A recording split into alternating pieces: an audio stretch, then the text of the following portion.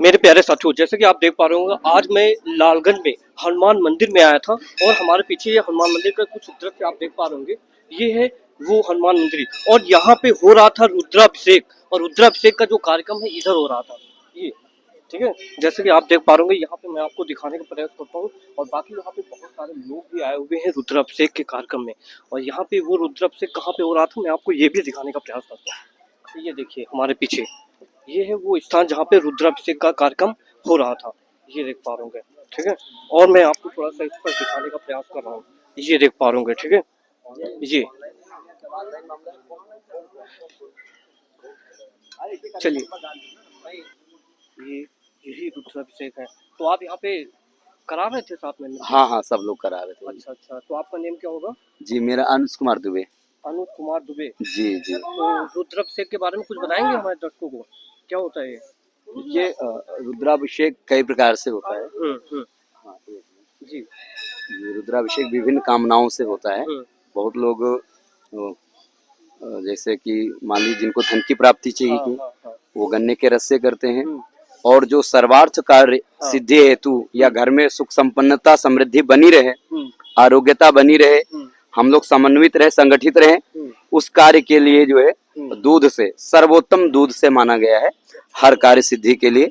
और जिनको रोग आदि की व्याधि आदि अगर ज्यादा है, जिनको शरीर पीड़ा ज्यादा है, उन लोगों को कुशोदक से और गुरुच है जिसको गिलोय बोलते हैं, उससे रोग शमन के लिए जो है रुद्राभिषेक का प्रावधान बताया गया है शिव महापुराण में। तो और आपके साथ में और भी लोग होंगे? हाँ हाँ, मेरे साथ आचार्य श्री आचार्य अभिषेक पांडे जी थे। अच्छा अच्छा, ठीक है। मैं आचार्य अभिषेक पांडे जी से भी मिलता हूँ और उनसे भी जानूंगा कि आखिरकार रुद्राभिषेक के बारे में क्या वर्णन है, आज इतिहास में क्या वर्णन था, और आज हमें अगर रुद्राभिषेक कराना चाहिए तो क्यों कराना चाहिए, सब क्या चीजें हैं। तो और भी इनके आचार्य जी से पूछेंगे तो और भी अच्छा लगेगा। और ये उनके थेसिस से।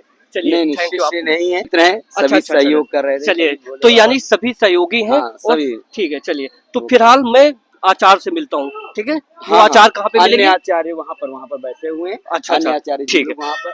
तो मैं आपको और आचार्य जी से मिलाने का प्रयास करता हूँ। शायद देखो, होता है कि कुछ चीजें अनुभव के साथ लोग शायद ज्यादा बेहतर तरीके से बता पाते। सर ने भी, यानी कि ये भी आचार्य ही थे, इन्होंने अपने जो भी पॉइंट ऑफ व्यू रखने का प्रयास किया। और भी और देखता हूँ क्या चीजें कुछ खास हैं।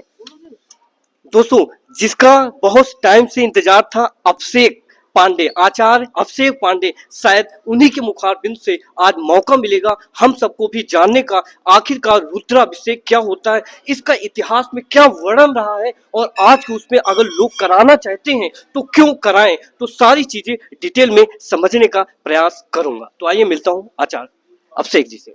जी सर। हर हर महादेव, नमस्ते चंडिकाए। Thank you. बड़ा सुंदर प्रश्न आपने किया है कि रुद्राभिषेक क्यों करते हैं, इसका प्रयोजन क्या है। तो सबसे पहले इसको समझिए, ऋतम दुखम द्रावयतीति रुद्र, जो दुख का विनाश करें, दुख को नष्ट करें, वो रुद्र कहलाते हैं। आशु शीघ्रम तुष्यतीति आशुतोषः, जो शीघ्र संतुष्ट हो जाए वे आशुतोष भगवान देवाधिदेव महादेव। ठीक है जी सर। तो आज यहाँ लालगंज क्षेत्र में भगवान देवाधिदेव महादेव का हम लोगों ने पार्थिव महारुद्राभिषेक किया। पार्थिव रुद्राभिषेक की परंपरा भगवान श्री रामचंद्र जी ने राम सेतु की निर्माण से पूर्व भगवान रामेश्वरम की स्थापना करके प्रारंभ की थी। तभी से पार्थिव पूजन का प्रचलन प्रारंभ हुआ। और रुद्राभिषेक क्यों करते हैं, इस क्वेश्चन का अर्थ इतना है कि किसी भी मनोकामना की पूर्ति के लिए यह अनुष्ठान किया जा सकता है। ये कई प्रकार से, कई विधान से किया जाता है। इसके कई विधान हैं, कई प्रकार हैं। आचार्यों की संख्या निर्धारित करने के उपरांत, मंत्रों की संख्या निर्धारित करने के उपरांत इसको विविध प्रकार से, विविध प्रकल्पों के माध्यम से संपादित किया जाता है रुद्राभिषेक। इसमें से है तो बहुत सारे प्रकार, ठीक है सर। बाकी एक जो कहीं ना कहीं थोड़ा सा लोग अगर जल्दबाजी में कराना चाहें और उसकी प्राप्ति करना चाहें, यानी कि उस पुण्य को प्राप्त करना चाहें, तो वो कौन सा करा सकते हैं? देखिए, पूजन पाठ कोई भी हो, किसी भी प्रकार का हो, वह पुण्य प्रदान नहीं करता है, चाहे छोटा हो अथवा बड़ा हो। और पूजा की प्रक्रिया कभी जल्दबाजी में संपादित नहीं करनी चाहिए।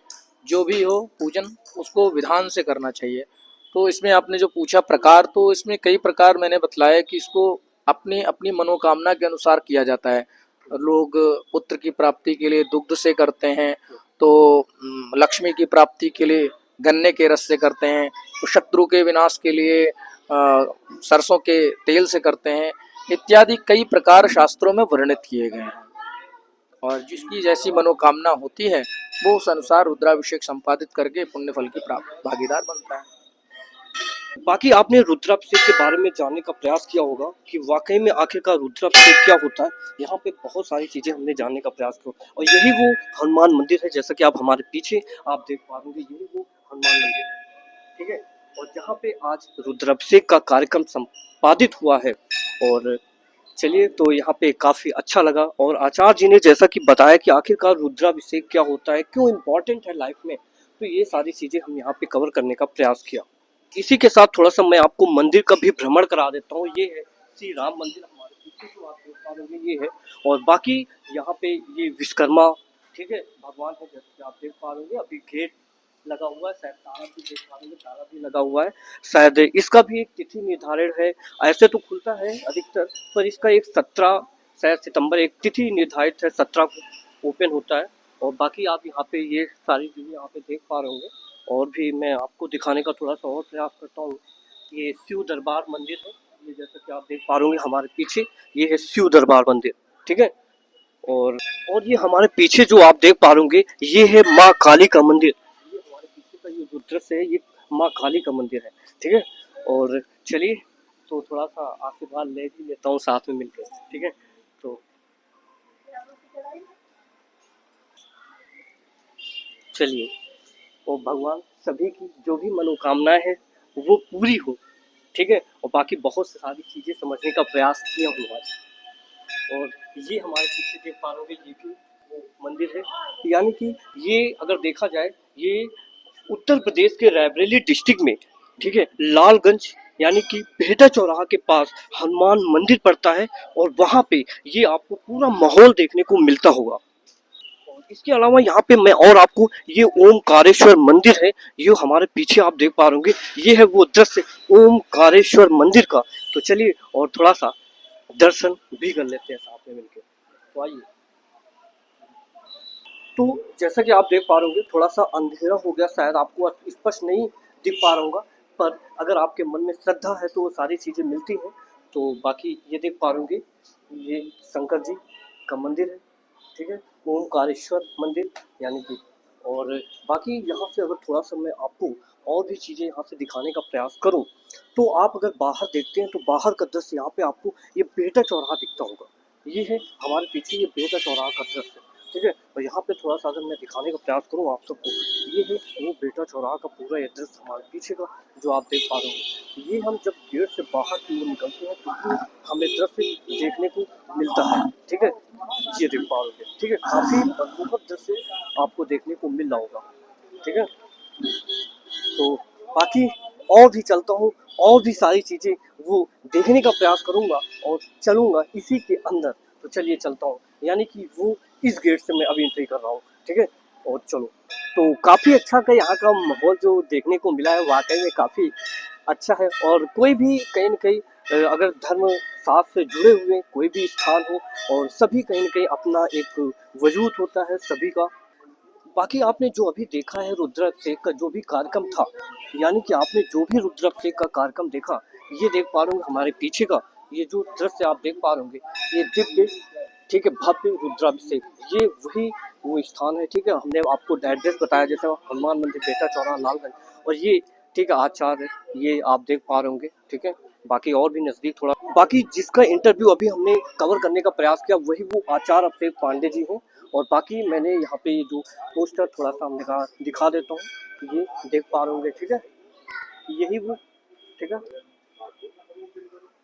बाकी यहाँ पे अधिकतर मैंने वो चीज़ें कवर करने का प्रयास किया, शायद जो जानना चाहिए था। अगर आप उत्तर प्रदेश से हैं तो उत्तर प्रदेश में रायबरेली डिस्ट्रिक्ट में लालगंज में वो कौन सा मंदिर है जो आखिरकार लोग जानना पसंद कर रहे हैं और आज के उसमें कहीं न कहीं ये फेमस होता जा रहा है। बाकी यहाँ पे और भी लोग जो भी आए हुए हैं उनसे भी थोड़ा सा जानने का प्रयास करता हूँ आखिरकार इस मंदिर में क्या है खास, यानी कि लोगों को आना चाहिए क्योंकि बहुत सारे लोगों की श्रद्धाएं इस मंदिर के साथ जुड़ी हैं। तो वाकई में क्या जो भी श्रद्धाएं हैं लोगों की पूरा होती है या नहीं, यहाँ के कुछ लोगों से भी जानने का प्रयास करूंगा। तो आइए और मिलता हूँ। हाँ जी सर, पहले आप थोड़ा सा इंट्रोडक्शन अपने हमारे दर्शकों को बताने का प्रयास करेंगे और हम ये जानना चाहेंगे कि आखिरकार ये हनुमान मंदिर, ठीक है, कहते हैं सनातन धर्म, वो तो बात ठीक है, पर ये हनुमान मंदिर के बारे में थोड़ा सा आप हमें दर्शकों को बताएं। दरअसल ये बेहटा चौराहा के नजदीक है लालगंज, हम्म, और ये सिद्धपीठ है।